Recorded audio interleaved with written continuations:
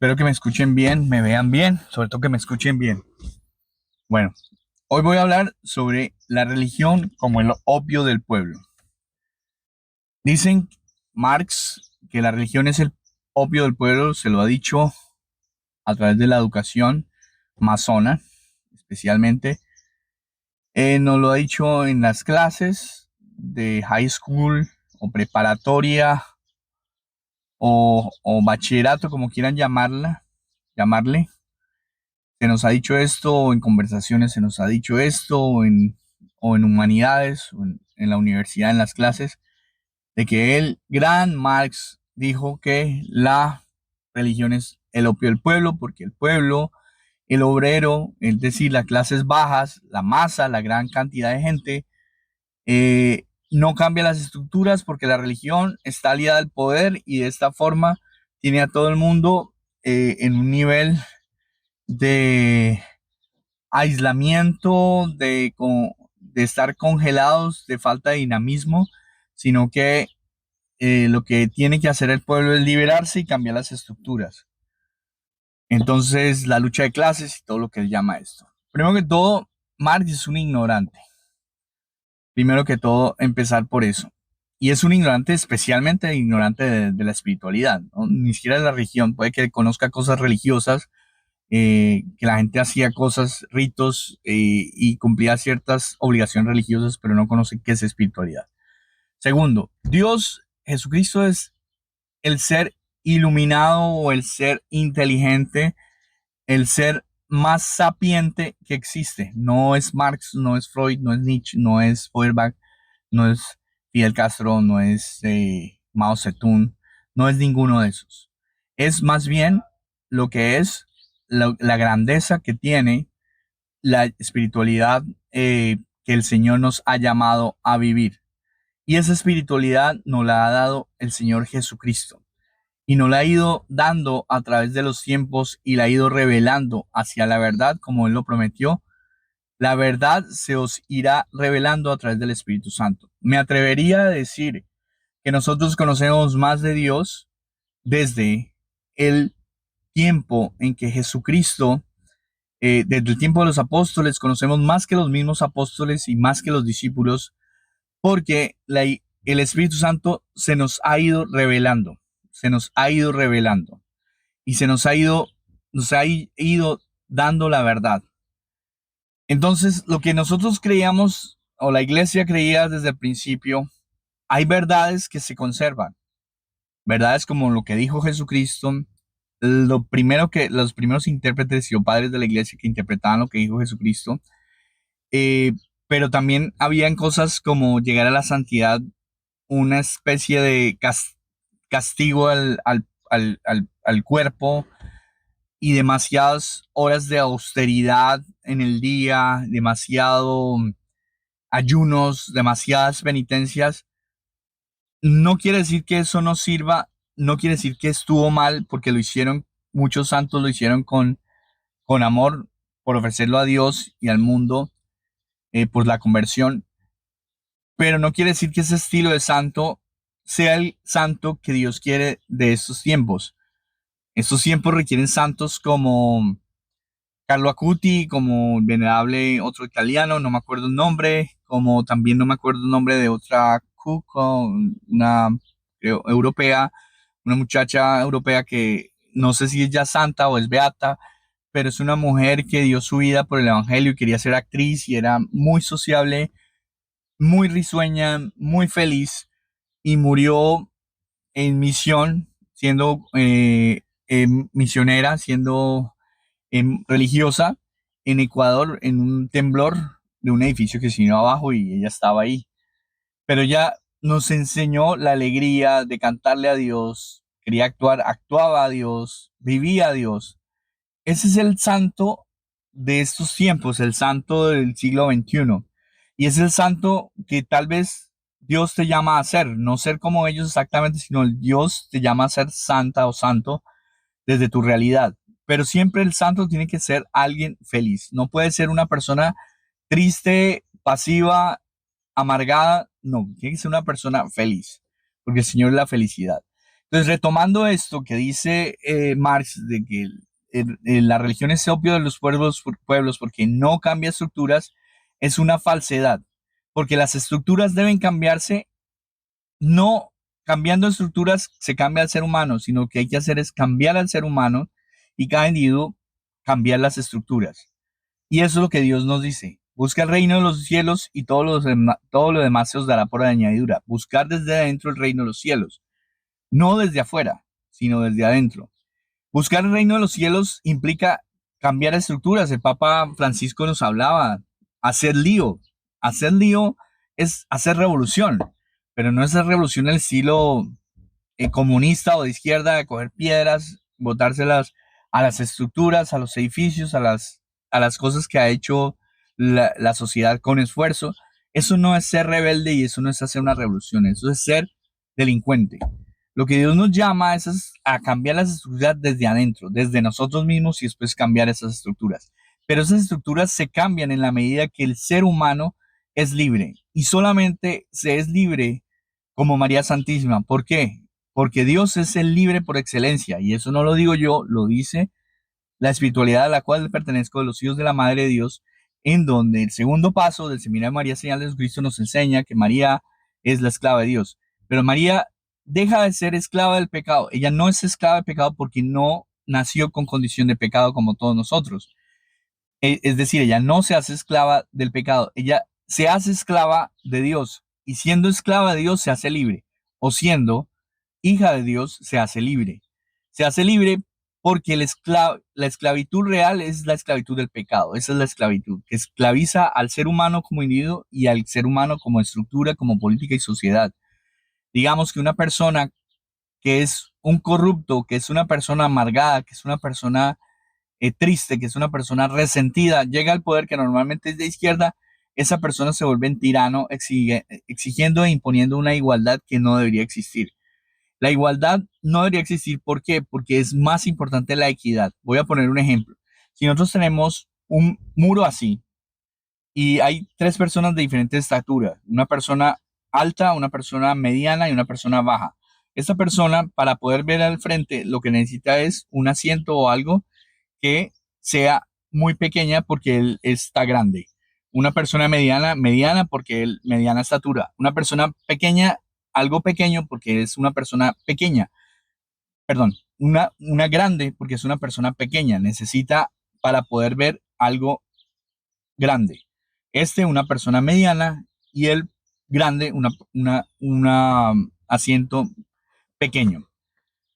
Y estarán iguales arriba, pero cada uno se le suplió su necesidad. El político tiene que buscar la necesidad de cada persona. No le puede dar un político educación de avanzada a personas que tienen 80 años, porque ya no están en esa época de la vida. Pero tampoco le puede dar cobertura de enfermeras 100% en la casa a unos niños de 10 años porque ellos no están enfermos.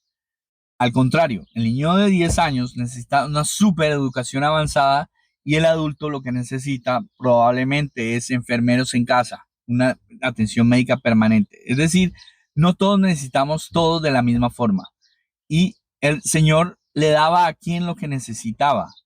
Cuando el Señor a las personas más olvidadas de la sociedad, más alienadas, más tristes, más desoladas, más aisladas, el Señor las recogía con ternura y amor. Y a sus discípulos, que eran los más avanzados espiritualmente, que los había escogido, les exigía más, mucho más, ¿no? Al punto que al mismo Pedro le dijo, apártate de mí, Satanás, porque estaba en contra de la voluntad de lo que iba a venir a vivir Jesús. Son palabras muy duras, o a la misma Virgen María, cuando dice, eso no tiene que ver conmigo, mujer, o le decía mujer, pero no porque Jesús no amara a su mujer, perdón, a su mujer, a la Virgen María y le dijera mujer, sino que Jesucristo sabía la grandeza espiritual que tenía María y la grandeza espiritual que tenía Pedro. Y las palabras siempre que Jesús decía eran edificantes para cada persona. Pero la Virgen María tenía una estatura espiritual grandísima. pero una persona aislada, pobre, olvidada, de pronto tenía una espiritual muy baja por todo lo que había vivido. Entonces el Señor le daba equidad a las personas que débiles, las engrandecía, a las personas fuertes las ponía abajo. Tanto a los emperadores como a los grandes maestros, a todo el mundo, a los fariseos, los ponía que sabían mucho y Dios los ponía abajo, Jesucristo los ponía abajo. Entonces realmente lo que quiero compartir es que Marx es ignorante cuando dice que la religión es el opio del pueblo. Lo hizo a superficialidad, lo hizo sin conocimiento espiritual e histórico, realmente sin pensar. El pensamiento es muy corto.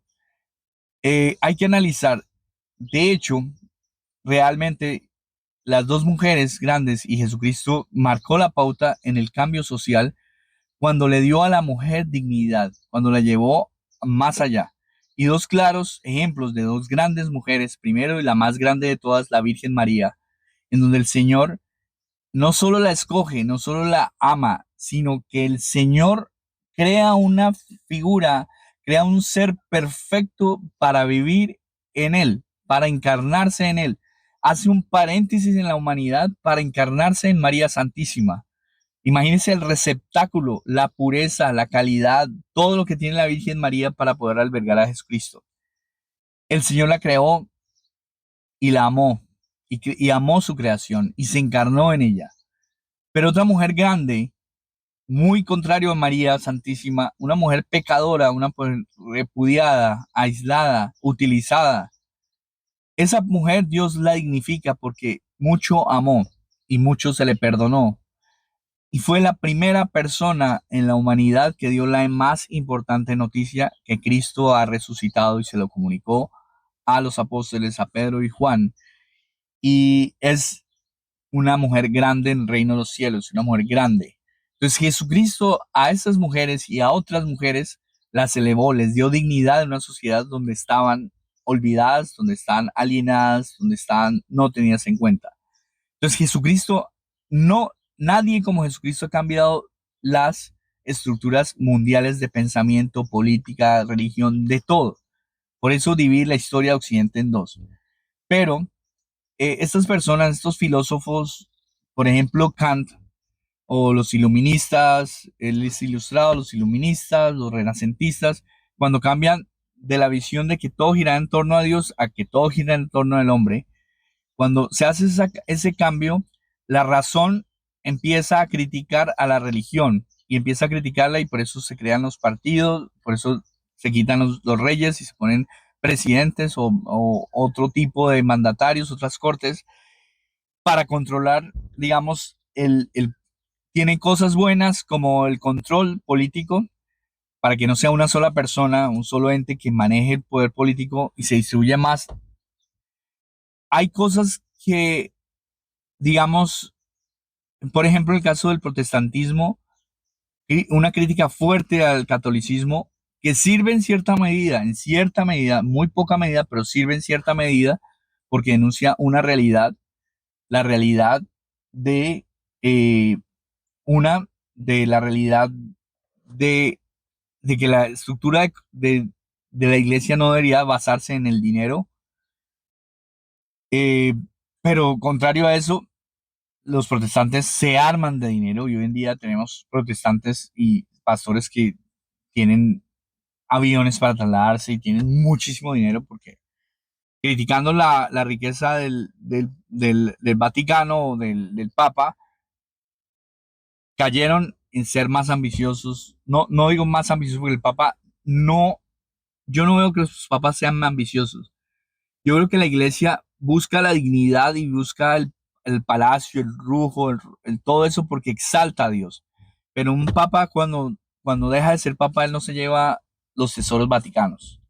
Entonces es una persona, como muchos sacerdotes, que son personas pobres realmente, que viven de un salario durante un tiempo, pero que su vida, hay muchos sacerdotes que no han podido hacer capital, porque como esa no es su misión, no lo tienen y tienen necesidades. Pero hay pastores que viven toda la vida en el lujo, realmente en el lujo. Y en ese país he conocido más de uno que es impresionante. Bueno, eso es el protestantismo. Pero también al capitalismo se le critica, y Marx lo criticó, de la explotación y todo ese tipo de cosas, que sí eran ciertas en cierta medida, pero como lo dije en un video ayer o antier, en Inglaterra no se pudo hacer eso porque Inglaterra ya estaba manejando menos horas laborales, más, digamos, más ayuda al empleado y menos injusticia a ese nivel de la explotación laboral del proletariado, sino más dignidad para el mismo proletariado. Y cuajó pues en Rusia, porque era un lugar menos, digamos, menos desarrollado como Inglaterra lo fue.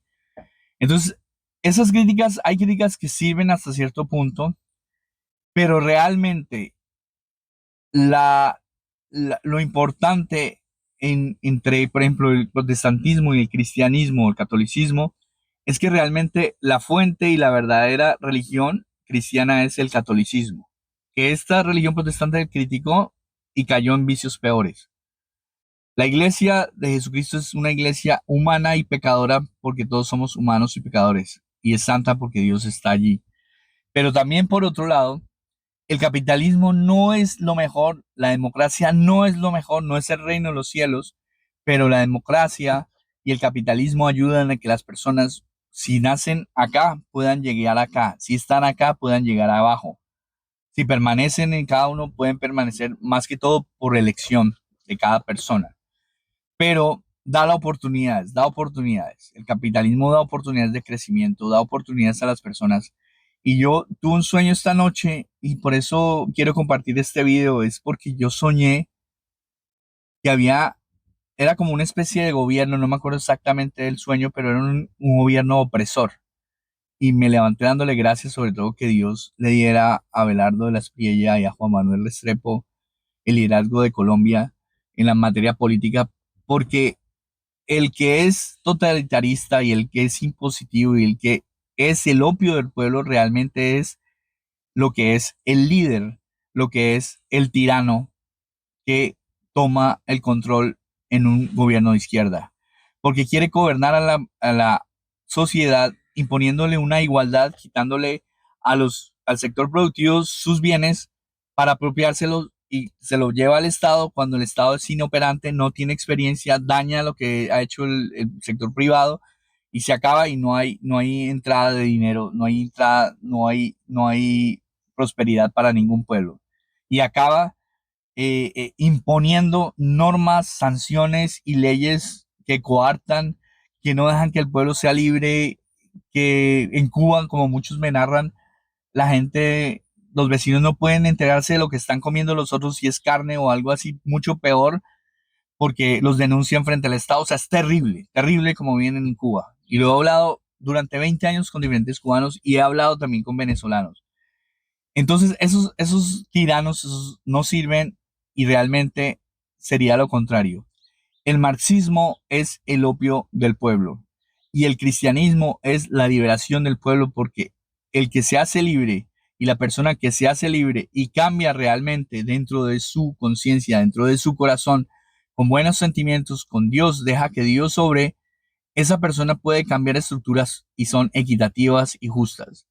Y la persona que no, que esté llena de estructuras y muchas ideas filosóficas, socialistas, lo que sea, que tiene muchas ideas que se les han impuesto, pero no han cambiado de adentro, son normalmente gente violenta, gente frustrada, y el motor de eso es el resentimiento del marxismo y de la izquierda.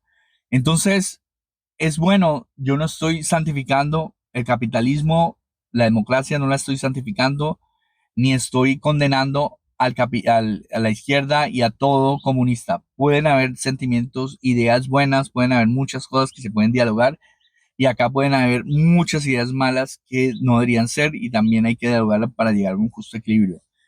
Pero lo que más aporta es el cristianismo a la liberación de los pueblos y no la izquierda. La izquierda promete el reino de Dios sin Dios.